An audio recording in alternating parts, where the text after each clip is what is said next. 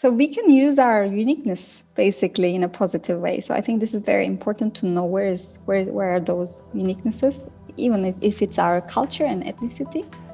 It doesn't have to be taken negatively. And the other one is to remember that we have a choice always.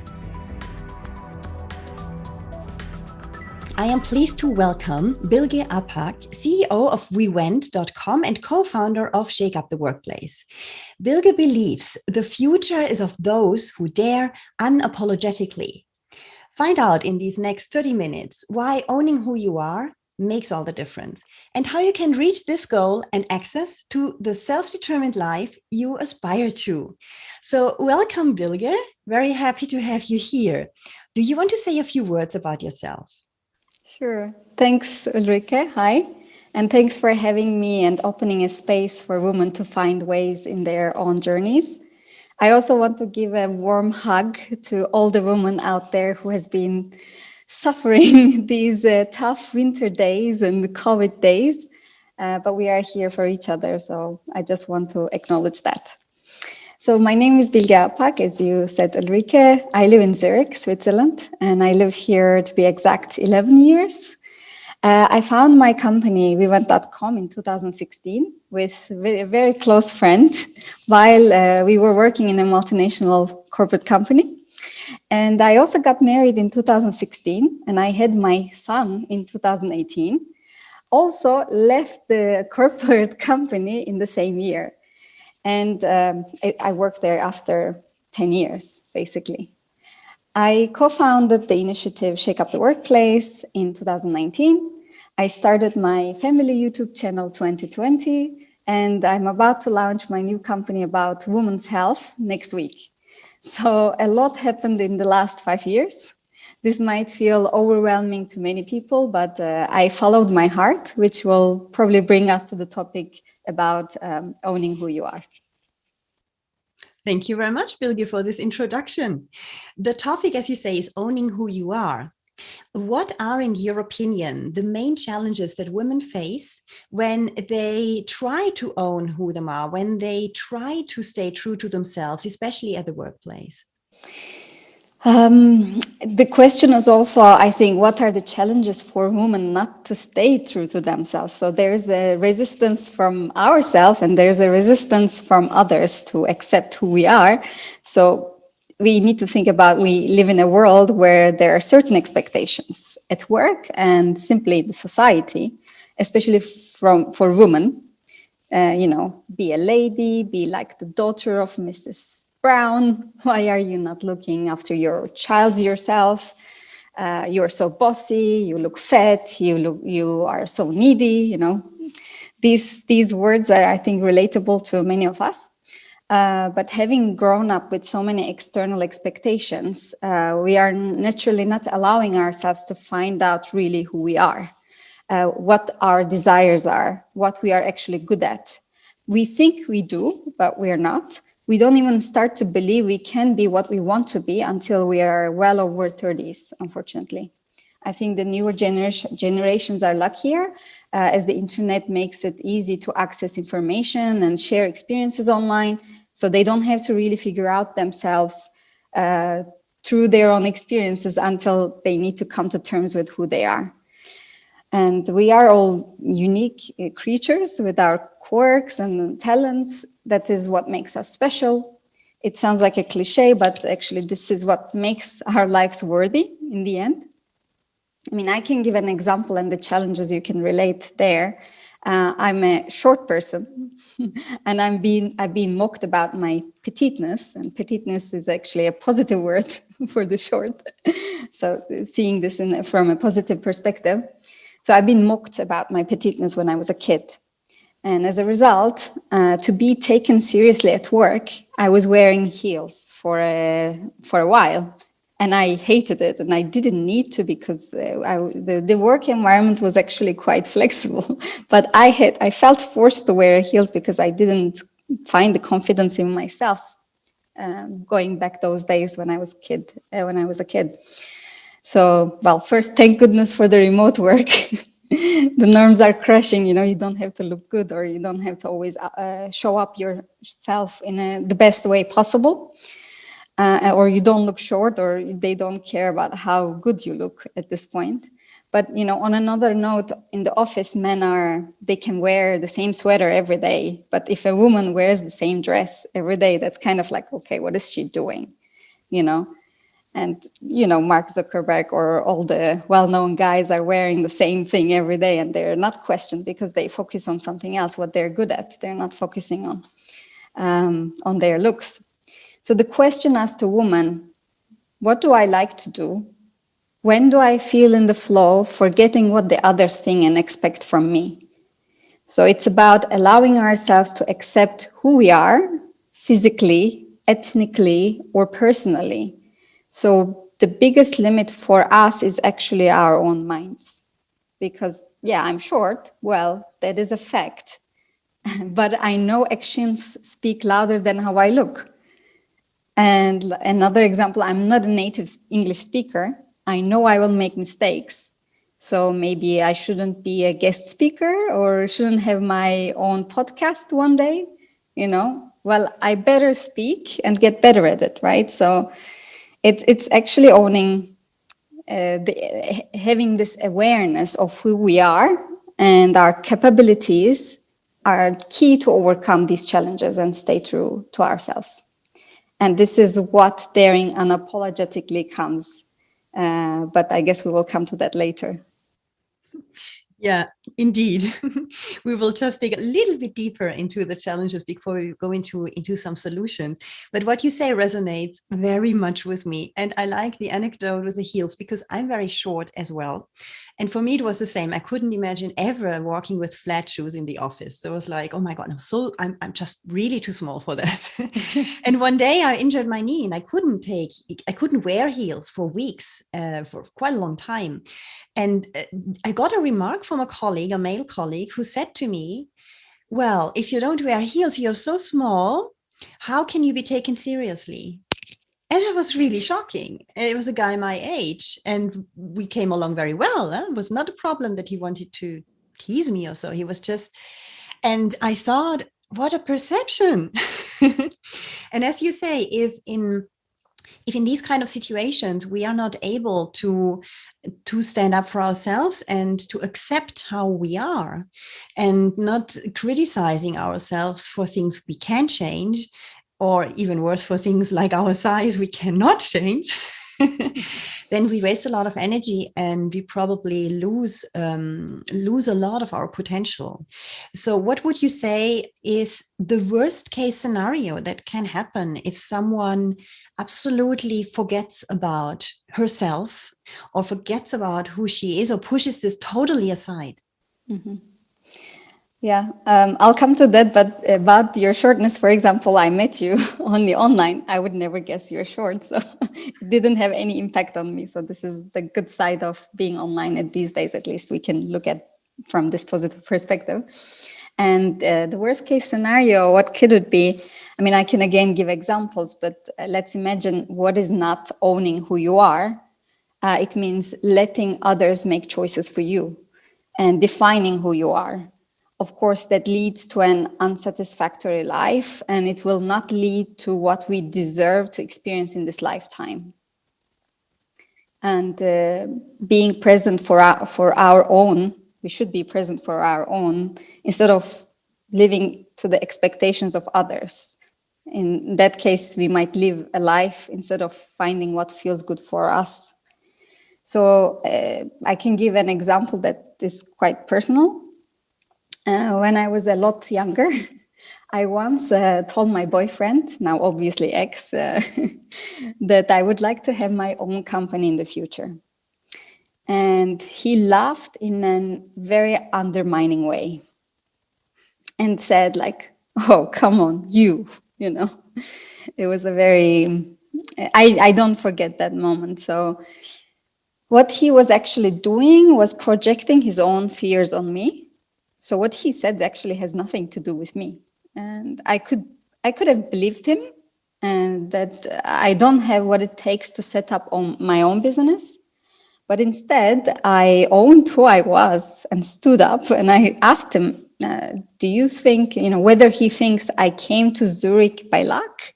It took work, determination for a petite woman like me from Turkey to get a role in a multinational company. And imagine if I believed him in what he said, the worst case scenario could be that I built a life with him, a person who doesn't really believe in me.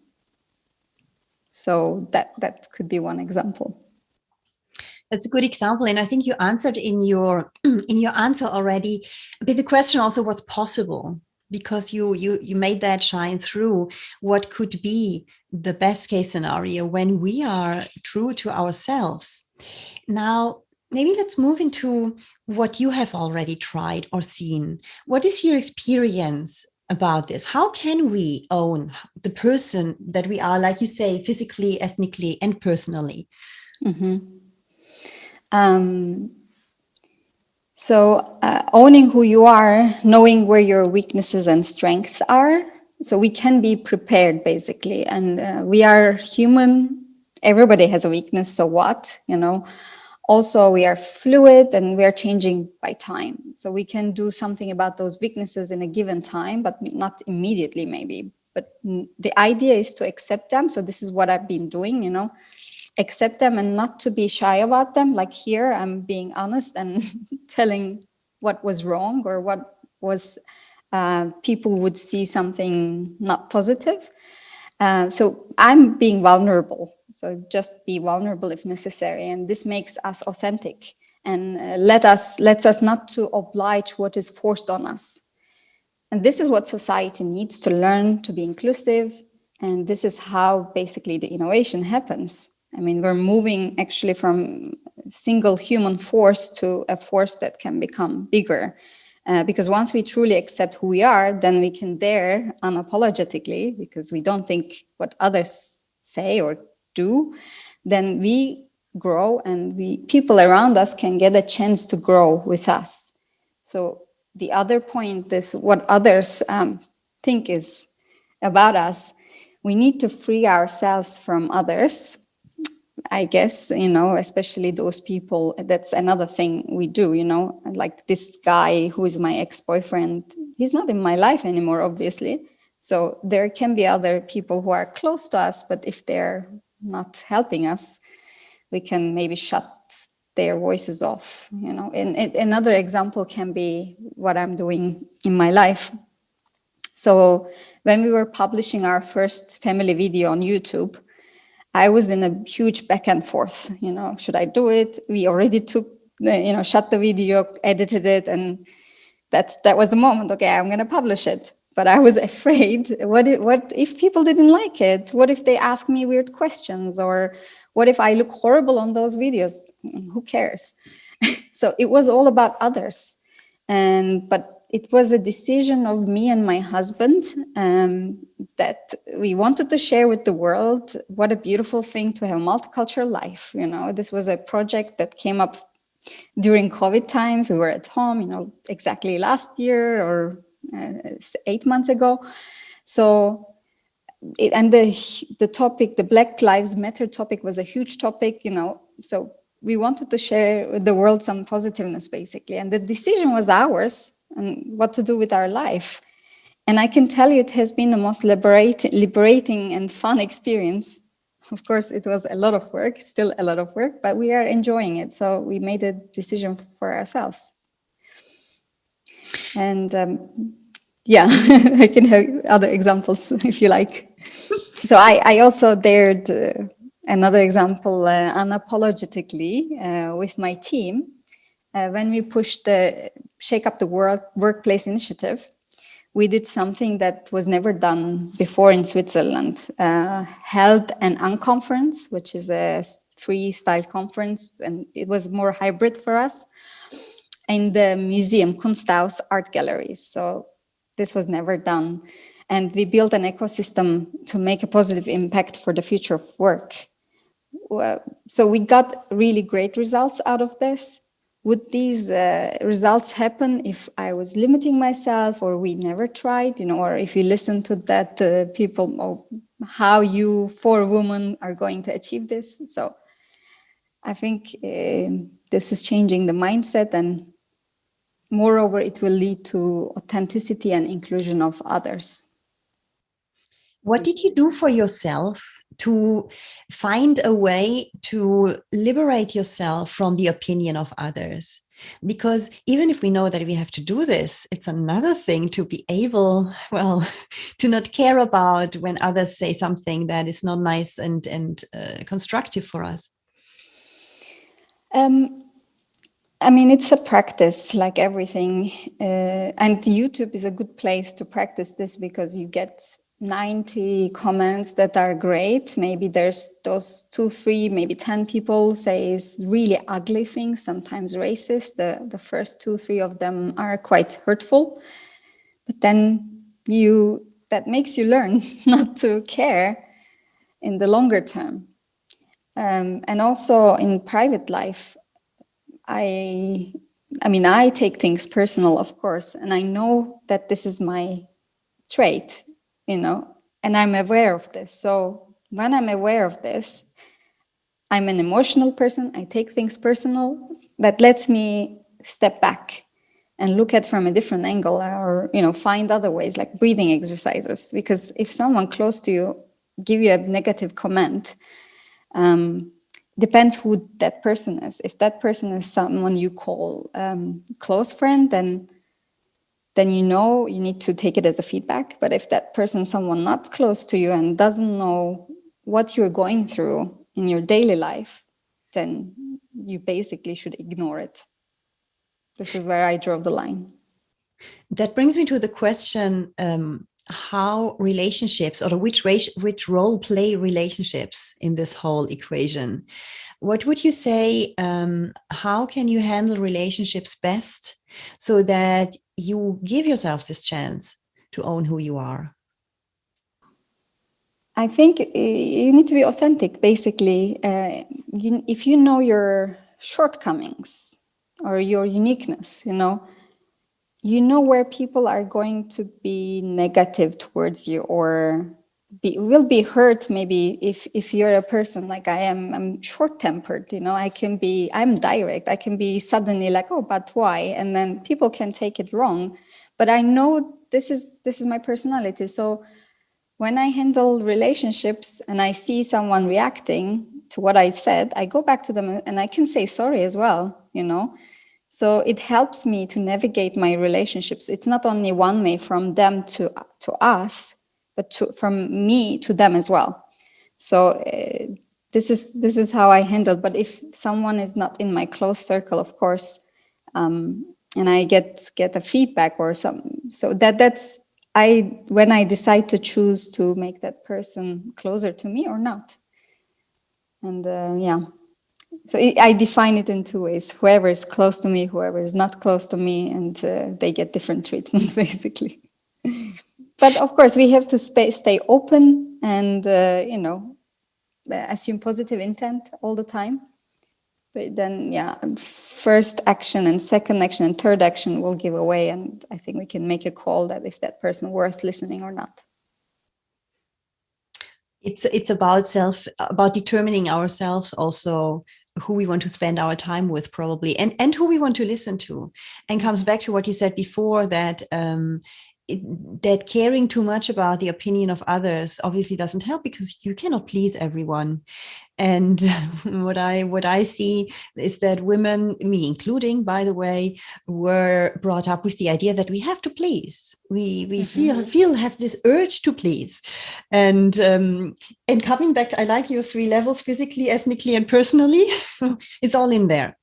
And this gives us a lot of possibility to criticize ourselves, because obviously we're not perfect on all these levels, and we feel probably not perfect on any of these levels. The question is, why do we make a problem out of it potentially? Or why would we tear ourselves down by being pretty critical about this? Maybe coming back a little bit more in detail to what you said a bit earlier on, which is probably the first step when it's coming to owning yourself. And that was mostly around self-awareness. What would you recommend to increase the self-awareness? Where did Mhm. you start, for example, or what would you recommend where to start from? Many times check in with myself. So, for example, if I want to do something and I'm not doing it for a while, I ask myself, why do I not do this? It could be exercising, or it can be a goal that I set up and I want to achieve that. You know, why do I stop myself doing that? So that's where the self-awareness starts, by asking yourself questions. And it could be that I expect an approval maybe from someone to start to do that project, or it could be that somebody is not going to be happy if I do that, you know. And basically, it's again others. So there are questions you can ask yourself. I believe life is about asking the right questions. All the coaches will agree to that, I think. So I check in with myself every now and then and ask, what do I like? What are my desires? Is this really who I am? What do I stand for? You know, in different situations. And again, it could be wearing high heels or not speaking up in a meeting. You know, do I like to wear high heels? You know, you need to ask this when you find yourself in a complaining mode. Probably you need to ask yourself those questions.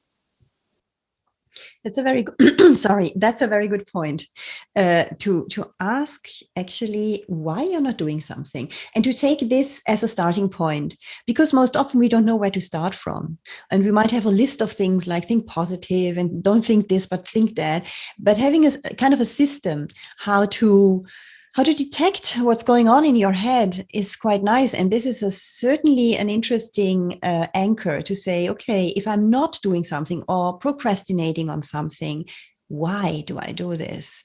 Where's the limit sitting in myself? Is this something internal to me? Am I waiting for something coming from the outside? What is it?